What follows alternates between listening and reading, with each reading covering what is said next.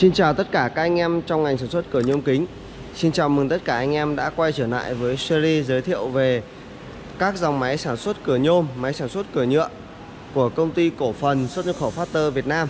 Và ngày hôm nay là chúng tôi sẽ giới thiệu cho tất cả các anh em dòng sản phẩm máy cắt nhôm sinh pha 2 đầu F99 Factor cao cấp. Đây là dòng sản phẩm đã được chúng tôi nâng cấp và cải tiến toàn bộ hệ thống khung bệ, hệ thống điện, hệ thống motor, hệ thống lưỡi cắt từ dòng sản phẩm máy cắt nhôm 2 đầu 09S thế hệ cũ. Như anh em có thể thấy ở phía bên trên màn hình đây là tổng quan toàn bộ chi tiết của máy. Thì được chúng tôi sử dụng màu sắc chủ đạo, đó chính là màu xanh ngọc lục bảo. Hệ thống nắp chụp vẫn được thiết kế theo phương lên xuống thẳng đứng để đảm bảo tính thẩm mỹ và tính an toàn khi anh em vận hành.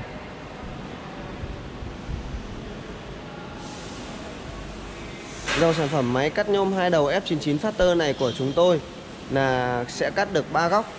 Góc 45 độ úp vào, góc 90 độ và góc 45 độ ngửa ra. Như trên màn hình đây là góc 90 độ ở đầu máy số 2, góc 45 độ ở đầu máy số 1. Và tôi đang chuyển về góc 45 độ ngửa ra để cho anh em có thể thấy luôn. Đấy, góc chuyển rất là linh hoạt, hỗ trợ chuyển góc hoàn toàn bằng piston, đảm bảo cho anh em sử dụng trong thời gian lâu dài là cái góc cắt và mặt cắt sẽ luôn luôn là chính xác. Dòng sản phẩm máy cắt nhôm sinh pha 2 đầu F99 Factor này đã được chúng tôi cải tiến rất là nhiều điểm đáng chú ý. Thứ nhất là về hệ thống công suất motor đã được chúng tôi nâng cấp là lên motor 3 kW trên một đầu máy. Tổng công suất của hai đầu máy là 6 kW.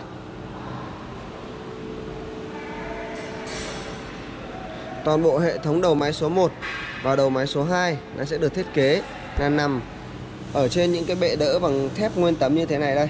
Đây là hệ thống bệ đỡ và đây là bệ thép ở phía bên trên mặt bích của đầu máy. Để đảm bảo cho tính chính xác và tính an toàn tuyệt đối khi mà chúng ta vận hành trong thời gian lâu dài. Hệ thống dây trục được chúng tôi là sử dụng là dây đặc dây phi 42, được đặt liền ở trên thân bệ máy không kê.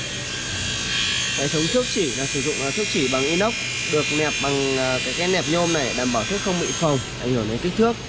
Toàn bộ hệ thống đầu máy số 2 đầu máy di chuyển thì sẽ được đỡ trên những cái biôm này, và ở trên đầu các biôm là chúng ta sẽ có những cái phớt cao su này để đẩy mặt nhôm và bụi bẩn ra ngoài, tránh bị kẹt đầu máy khi di chuyển. Chúng tôi tích hợp thêm là cả hệ thống đèn led. Đấy, hỗ trợ cho anh em khi chúng ta làm việc về ban đêm là chúng ta có thể là nhìn thông số rất là kỹ, rất là rõ ràng. Toàn bộ hai đầu máy nó được sử dụng là 3 piston kẹp. Ở đầu máy số 2 là 2 piston và đầu máy số 1 là 1 piston. Đấy, piston kẹp của chúng tôi là sử dụng là piston vuông, piston đúc, đảm bảo cho chúng ta là khi mà kẹp nhôm sẽ rất là chắc chắn. Và cả đầu máy số 1 và đầu máy số 2 sẽ được thiết kế những cái máng trượt DC. Đấy, hỗ trợ cho anh em khi chúng ta cắt là DC sẽ tự động trượt ra ngoài, tránh bị cuốn hút theo lưỡi, gây hỏng lưỡi. Đầu máy số 2 là đầu máy di chuyển thì sẽ được tích hợp thêm là chốt hãm hơi. Đấy, chúng ta có thể dùng chốt hãm hơi để di chuyển đầu máy thay vì phải sử dụng những tay vặn như thế này. Đấy là chúng ta sẽ sử dụng là chốt hãm hơi, thì khi mà di chuyển đầu máy sẽ di chuyển ổn định hơn và tốt hơn. Đấy, anh em chỉ việc mở chốt và di chuyển đầu máy thôi, rất là gọn. Và khi mà đến kích thước rồi chúng ta chốt lại.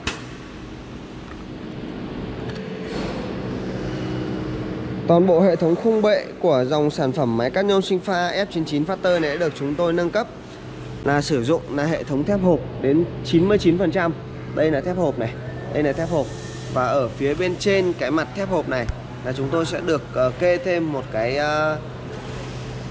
tấm thép dày 1 phân.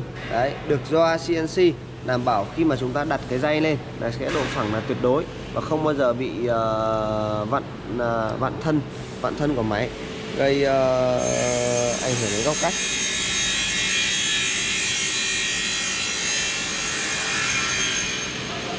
Ở cả đầu máy số 1 và đầu máy số 2 sẽ được chúng tôi tích hợp thêm những cái bơm dầu vào cái dây. Bơm dầu vào dây vuông. Đây, bơm dầu vào dây vuông như thế này. Đấy, để đảm bảo cho là cái hành trình dây khi mà đẩy lưỡi cắt ra vào là sẽ luôn luôn ổn định, không bị co giật.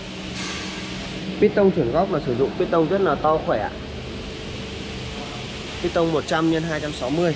Đấy, và được đỡ trên cái bệ thép như thế này. đảm bảo cho cái đầu máy luôn được cố định chắc chắn và chuyển góc rất là nhẹ nhàng. Hệ thống piston để đưa nội cắt ra vào là sử dụng là piston khí và piston dầu. Đấy đã được chúng tôi đặt nằm sâu vào bên trong, tiết kiệm diện tích cho anh em. Chúng ta hoàn toàn có thể điều chỉnh là cái tốc độ nội cắt ra vào này, là sử dụng là bằng cái van chiết áp này. Hệ thống can đựng dầu thông minh có 2 lớp lọc để đảm bảo cho là không bao giờ hút bụi bẩn hay là hút mặt nhôm đi lên theo nội cắt, ảnh hưởng đến nội cắt. Ở đầu máy số 2 thì cũng thiết kế tương tự như đầu máy số 1. Tiếp theo là tôi giới thiệu cho anh em hệ thống tủ điện của máy. Anh em có thể thấy là hệ thống tủ điện được bố trí rất là hợp lý. Chúng ta sẽ có 2 át tổng để cho riêng 2 đầu máy và 2 khởi động từ, 1 cục chống đỏ pha, 1 cục timer thời gian và 4 cục cảm biến dành cho motor.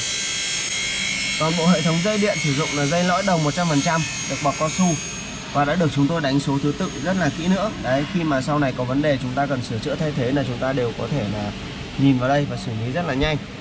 Ở phía bên dưới là hệ thống van điện tử.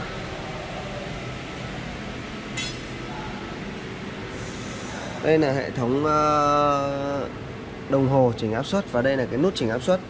Cái nút này là chúng ta sẽ điều chỉnh được cái tốc độ, cái độ kẹp của cái piston này này. Đấy, khi mà chúng ta kẹp là làm với tùy từng hệ nhôm mỏng hay là dày, chúng sẽ điều chỉnh cái lực kẹp để tránh bị móp nhôm gây ảnh hưởng đến mặt cắt. Cốc lọc khí sử dụng là cốc lọc khí AKS của Đài Loan bằng nhôm đúc 100%.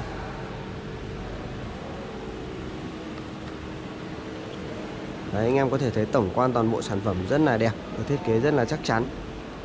Toàn bộ hệ thống bảng điều khiển đã được chúng tôi là chuyển hóa bằng tiếng Việt 100%. Anh em có thể là sử dụng và vận hành rất là dễ dàng.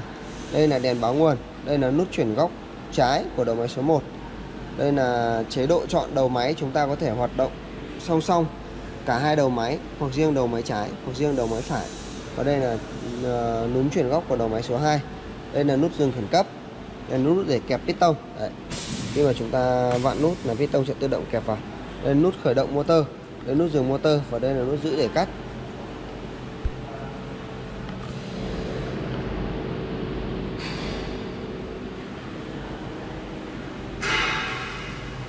Như tôi vừa giới thiệu toàn bộ chi tiết sản phẩm máy cắt nhôm sinh pha 2 đầu F99 Factor của công ty cổ phần xuất nhập khẩu Factor Việt Nam cho anh em được biết, thì anh em có nhu cầu cần tư vấn thêm hoặc là báo giá, xin vui lòng liên hệ số điện thoại ở phía bên trên màn hình.